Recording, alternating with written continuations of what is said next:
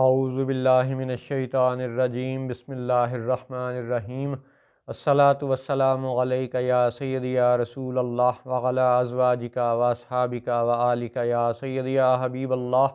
الحمدللہ لاہور شہر سے یہ 69واں پروگرام ہے المسیح عیسیٰ بن مریم علیہ السلام اور 9/11 کے عنوان سے۔ آج بروز ہفتہ 6 جمادی الاولیٰ 1443 ہجری اور 11 دسمبر 2021 عیسوی ہے۔ یاد رہے کہ دجال قبلہ اول کا حاکم ہوگا اور جھوٹ بولے گا، اسی لیے لفظ دجال کا استعمال کیا گیا۔ کتب احادیث میں کہیں الدجال کا ذکر ہے، کہیں المسیح الدجال کا ذکر ہے، تو اس پہ مزید بات کریں گے۔ آج کے پروگرام میں یہ بات کرتے ہیں کہ جب برطانیہ نے ساری دنیا کو بندوق کے زور پہ غلام بنایا، قتل و غارت گری کا شکار بنایا، ہر جگہ سے لوٹ مار کی، تو وہ کھلا ظلم بھی تھا اور کھلا کفر بھی تھا۔ کیا اس نے کیا برطانیہ نے اور اسی طرح دیگر ملکوں نے بھی، جنہوں یعنی فرانس نے، اسپین نے، ہالینڈ وغیرہ نے، جہاں بھی انہوں نے کالونیاں بنائیں، کہیں الجزائر میں فرانس تھا، کہیں لبنان میں فرانس تھا، ہندوستان پاکستان میں برطانیہ تھا، تو زیادہ خطے پہ برطانیہ ہی غالب تھا۔ تو طریقہ واردات ان کا یہ رہا کہ جہاں بھی وہ جاتے تھے، جہاں بھی وہ قبضہ کرتے تھے، تو لوٹ مار اور قتل و غارت گری کے ساتھ ساتھ کولونائزیشن میں ان کے چند کام بڑے نمایاں تھے۔ مثلاً ایک کام کہ وہ تعلیمی ادارے ہر جگہ پہ بناتے رہے۔ نمبر 2، ہسپتال وہ ہر جگہ بناتے رہے۔ یہ دو ایسی باتیں تھیں جو لوگوں کی ہمدردیاں حاصل کرنے والی بات ہے، یعنی پہلے قتل کرو اور بعد میں نیک ہو جاؤ۔ تو سورہ یوسف کی آیت نمبر 9 بھی آپ نے یاد رکھنی ہے، اور یہ بھی یاد رکھنا ہے کہ حضرت یوسف علیہ السلام کے 11 بھائی تھے جن کے متعلق انہوں نے خواب دیکھا کہ وہ ان کو سجدہ کر رہے ہیں۔ تو پھر آ جائیں، برطانیہ نے کیا کیا؟ جہاں بھی گیا لوٹ مار کی، ساتھ ہی ساتھ تعلیمی ادارے بنائے۔ تو ایک طرف لوٹ مار، قتل و غارت گری، علاقے پہ قبضہ، لوگوں کی جان مال کو یعنی نقصان پہنچانا، دوسری طرف تعلیمی ادارہ بنانا۔ تو یہ ہے دجل، یہ ہے کانٹراڈکشن، جو باتیں آپس میں مطابقت نہیں رکھتی۔ لیکن حیرت ہے کہ اس نے یہ سب کچھ کیا، قبضہ بھی کیا، تعلیمی ادارے بھی بنائے، ہسپتال بھی بنائے، یعنی لوگوں کا علاج بھی اس نے اپنے ذمہ لیا۔ اس کا مطلب ہے کہ یہ یاجوج اور ماجوج یہ اس تعلیم کے نام پہ اور اس علاج کے نام پہ اپنی ایک گراؤنڈ بنانے جا رہے تھے جو کہ انہوں نے بنائی۔ آج ہم 100 سال بعد یا 200 سال بعد اس کے اثرات آج دیکھ رہے ہیں، محسوس کر رہے ہیں۔ تعلیمی ادارے بھی بنے، ہسپتال بھی بنے، عدالتیں بھی بنائی گئیں، لوگوں کو کہا گیا کہ جی آپ کو ان عدالتوں سے انصاف بھی ملے گا۔ پھر انتظامی ادارے، یہ بیوروکریٹ، یہ انتظامیہ اور یہ فوجی ادارے، یہ سارا کچھ بھی چھاونی اور یہ کینٹ ایریا، یہ سب کچھ بنایا گیا۔ یعنی بندوق والے بھی تھے، عدالتیں بھی تھیں، ہسپتال بھی تھے، اور یہ تعلیمی ادارے بھی تھے، اور اسمبلیاں بھی تھیں، یعنی قانون بنانے والے ادارے بھی تھے۔ کہیں صوبائی اسمبلیاں تھیں، کہیں قومی اسمبلیاں تھیں، کہیں وہ اس طرح کا نظام وہ تھارا تھا کہ یہ 4-5 اس نے کام ہر جگہ کیے۔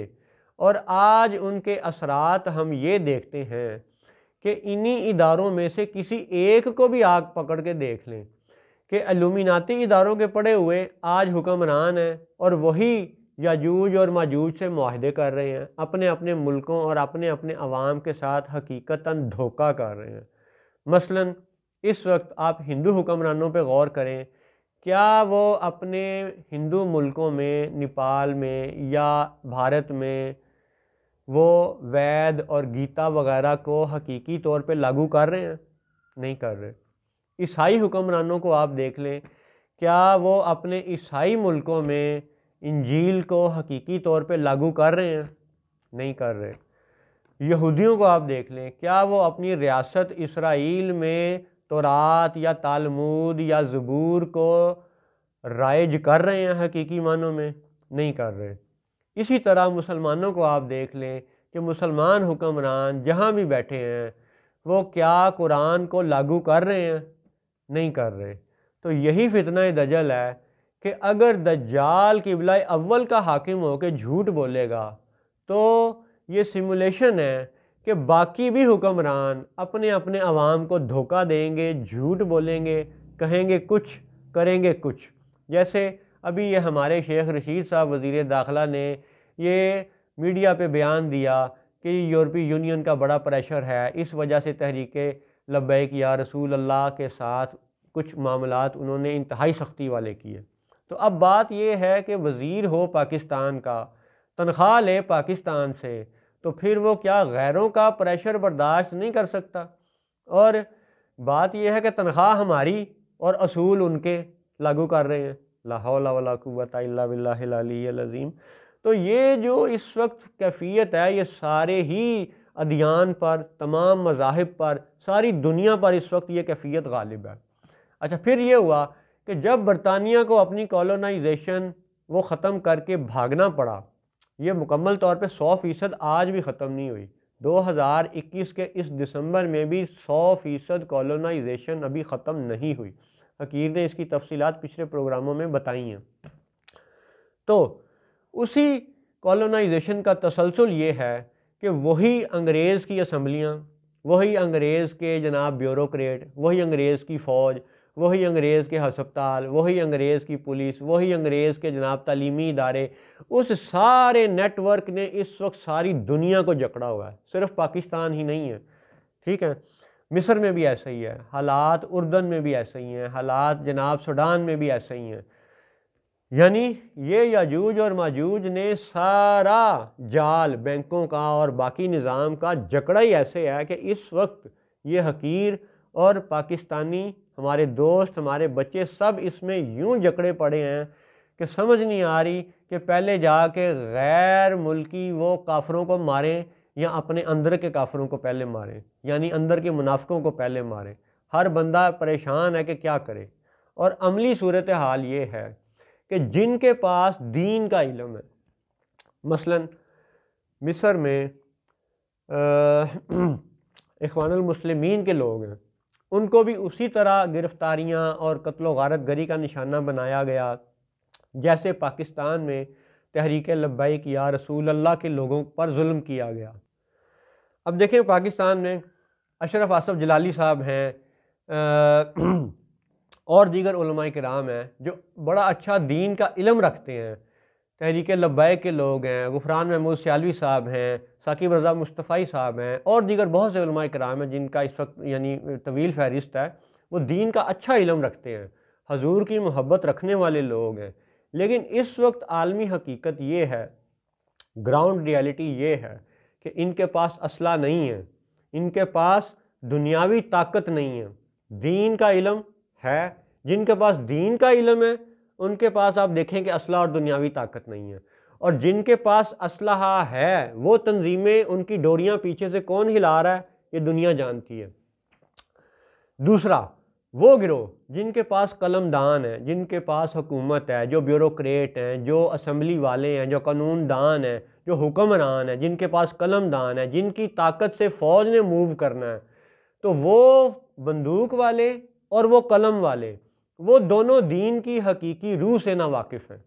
یعنی اس وقت حالت یہ ہے کہ جو دیندار طبقہ ہے اس کے پاس فوجی طاقت نہیں ہے، اور جن کے پاس فوجی طاقت اور قلم دان ہے وہ رسول پاک کی محبت سے نابلد ہیں، دعویٰ ضرور کرتے ہیں لیکن حقیقی طور پہ یہ ہے کہ یہ لوگ عالم کفر کے ساتھی ہیں۔ اس کی ایک دو موٹی موٹی مثالیں یوں ہیں کہ جب تک کسی کا کفر چھپا ہوا ہو تو اس کو رعایت دی جا سکتی ہے، شک کا فائدہ دیا جا سکتا ہے، ایمبیگوٹی کی وجہ سے اس کے اوپر یعنی ڈائریکٹ فتویٰ نہیں لگ سکتا، لیکن جب کسی کا کفر کھل کے ظاہر ہو جائے تو پھر فتووں کی ضرورت نہیں رہتی، پھر حکمران کا کام ہے کہ وہ دلیر ہو کے اپنا کام کرے۔ مثلا جب تک صہیونیوں نے ظلم کیا اور اسرائیلی ریاست بنائی، فلسطینیوں کو قتل کر کے وہاں سے نکالا، عیسائیوں کو بھی قتل کر کے نکالا، زیادہ مسلمانوں کو قتل کیا گیا، ٹھیک ہے، غزہ کو اتنی بڑی جیل بنایا گیا، اور پھر یاجوج اور ماجوج نے 100 سال بلکہ 100 سال سے بھی زیادہ یہ ظلم جاری رکھا، قتل و غارت جاری رکھی۔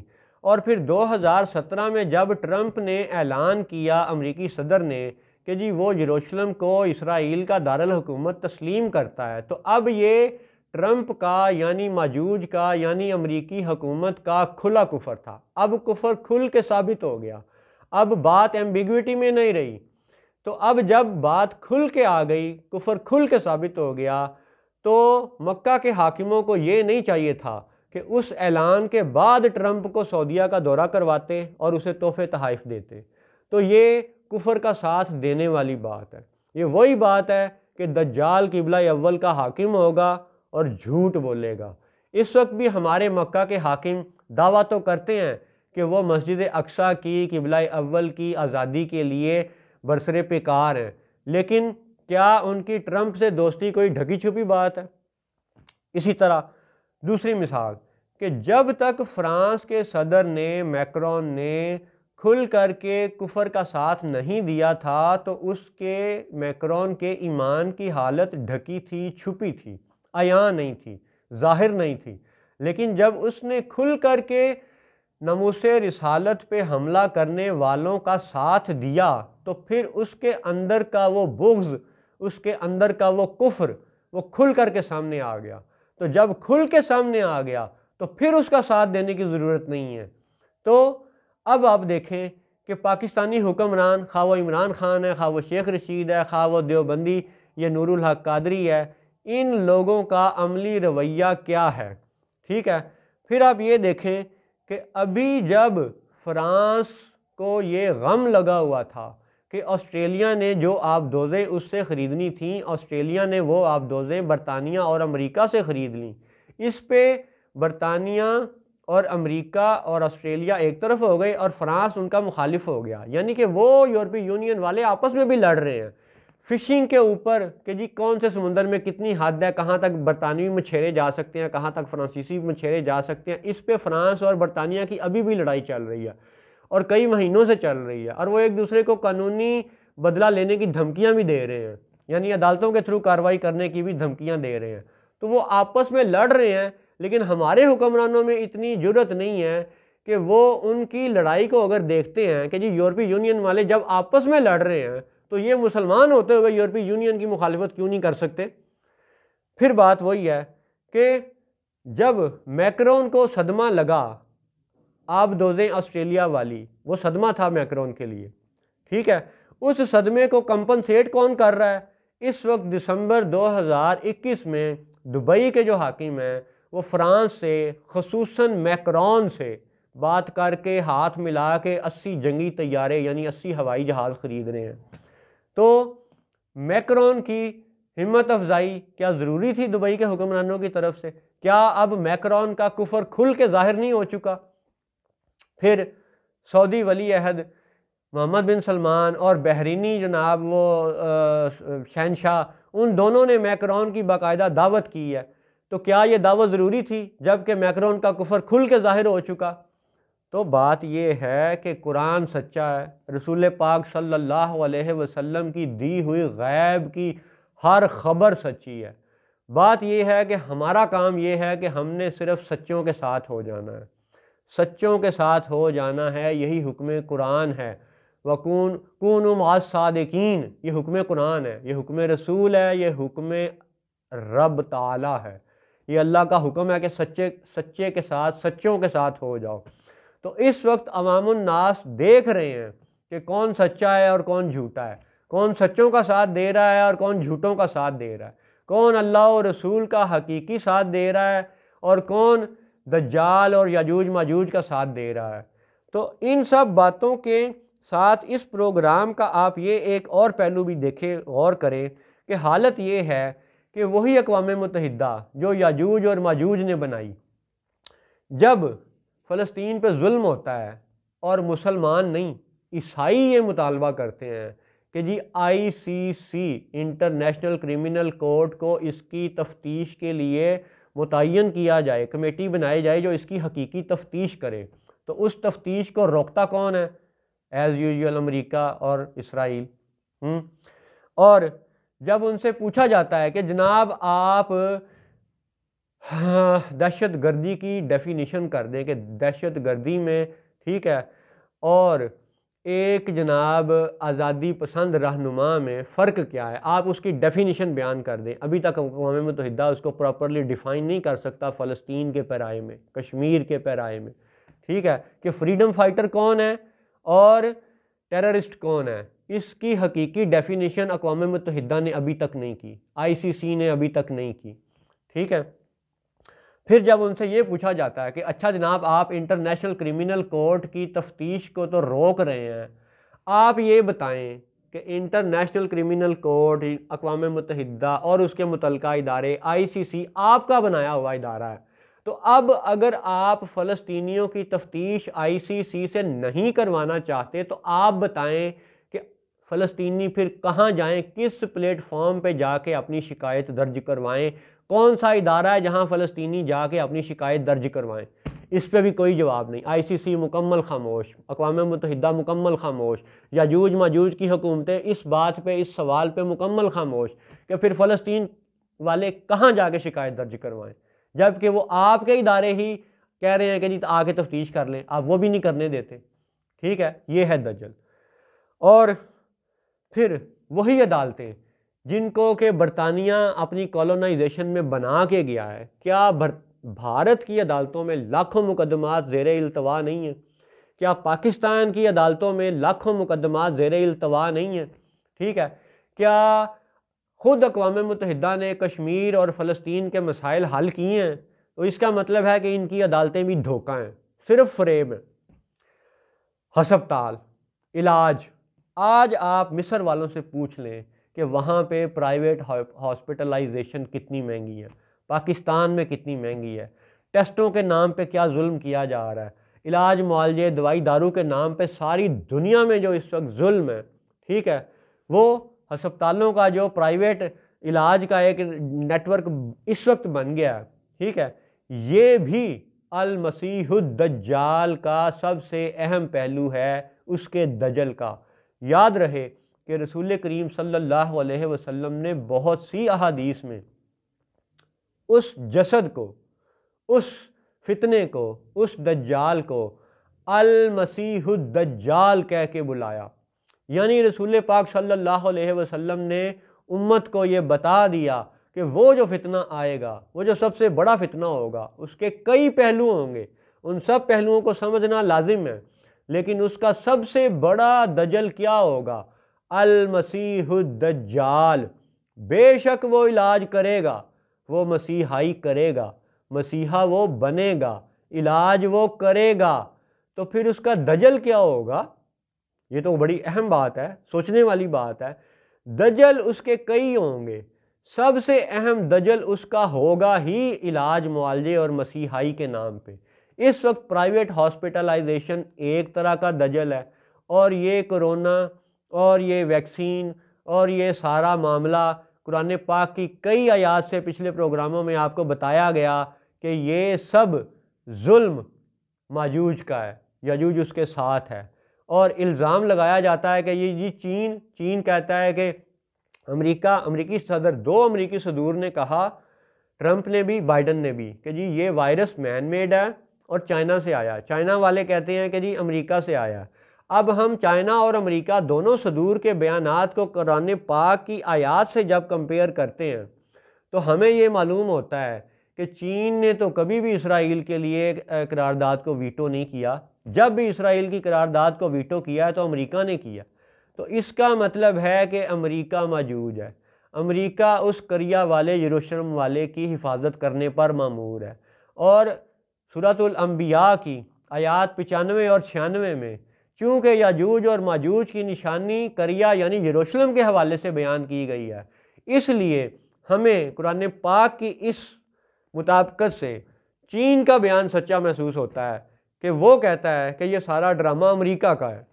تو بات یہ ہے کہ حق اور سچ انشاءاللہ ظاہر ہوگا، اللہ کی تدبیر ضرور ظاہر ہوگی، لیکن یہ سب آج کے جو موجودہ حالات ہیں ان کے اوپر آپ یاد رکھیں کہ جو حقیقی علم رکھنے والے ہیں ان کے پاس اس وقت دنیاوی طاقت نہیں ہے، اور جن کے پاس دنیاوی طاقت نہیں ہے وہ اپنا اپنا دین لاگو کرنے پہ تیار نہیں ہے۔ نہ ہندو اپنا ہندو مذہب لاگو کر رہا ہے، نہ عیسائی اپنا عیسائی مذہب لاگو کر رہا ہے، نہ یہودی اپنا یہودی مذہب لاگو کر رہا ہے، نہ مسلمان اپنا قرآن لاگو کر رہا ہے۔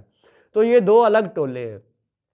اب حالت یہ ہے کہ اگر دنیاوی طاقت میں دیکھیں تو یہ یاجوج اور ماجوج کا گروہ اس وقت دنیاوی لحاظ سے انتہائی طاقتور ہے، اور اس کی کامیابی یہ ہے کہ اگر عوام، ساری دنیا کی عوام ان کو خاموشی سے برداشت کریں تو بھی فتنہ و فساد، اور اگر ان کے خلاف اٹھ کے بغاوت کریں تو بھی فتنہ و فساد۔ دونوں لحاظ سے یہ بیچارے پھنسے ہوئے ہیں اور یہ دانت نکال رہے ہیں، ہنس رہے ہیں۔ لیکن اس سب کا علاج اور ان سب حالات کی نشانی ہمیں یہ بتاتی ہے کہ اب وہ حالات بن گئے ہیں کہ اب عوام اپنی کوشش کے باوجود ان یاجوج اور ماجوج اور ان کے ساتھیوں کے خلاف کچھ کر نہیں پا رہے۔ تو یہ ساری باتیں، یہ ساری گراؤنڈ ریالٹیز، یہ سارے عالمی حقائق اس بات کا بڑا واضح ثبوت ہیں کہ ایک مسیحا اب چاہیے، اب ایک مسیحا لازم ہے۔ اور قرآن پاک کی 9 آیات میں المسیح عیسیٰ بن مریم علیہ السلام یعنی سچے مسیحا کا ذکر ہے، اور اگلے پروگراموں میں انشاءاللہ وہ آیات آپ کو تفصیلاً بتائی جائیں گی جن سے یہ ثابت ہوتا ہے کہ اب ایک مسیحا آئے گا اور وہی اس یاجوج اور ماجوج کی کمر توڑے گا۔ کیونکہ اس وقت عوام خاموشی سے ان کے قانون مانے تو بھی ظلم، ان کے خلاف اٹھ کھڑے ہوں تو بھی فتنہ و فساد۔